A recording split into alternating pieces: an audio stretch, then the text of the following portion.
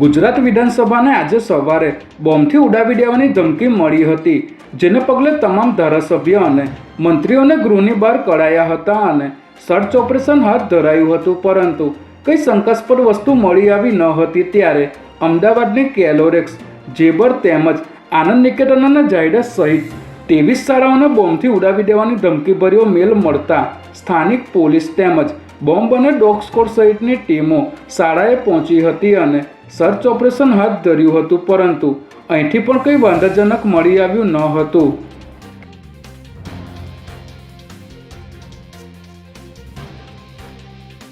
રાજ્યમાં આવનારી ચૂંટણીને ધ્યાનમાં રાખીને ગુજરાત સરકારના સામાન્ય વહીવટી વિભાગ દ્વારા 18 આઈએએસ અધિકારીઓને ચૂંટણી ફરજ સોંપવામાં આવી છે.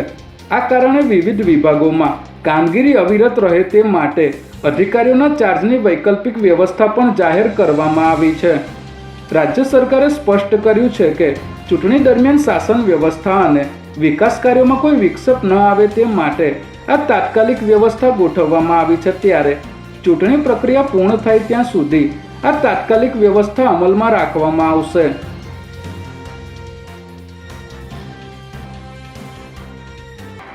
સિંધુ ભવનના હાઈફાઈ કેફે કોમોબાઈ કાફામાં ગાર્લિક બ્રેડમાંથી મરેલી માખી નીકળતા ગ્રાહકે હોબાળો કર્યો હતો. શાહીબાગ વિસ્તારમાં રહેતા ધ્રુવીલ પટેલે આ કેફેમાં પાસ્તા વિથ ગાર્લિક બ્રેડ અને આઈસ કોફી મંગાવી હતી. ત્યારે ગાર્લિક બ્રેડમાંથી મરેલી માખી નીકળતા ગ્રાહકે હોબાળો કર્યો હતો અને એએમસીના ફૂડ વિભાગને ફરિયાદ કરી હતી.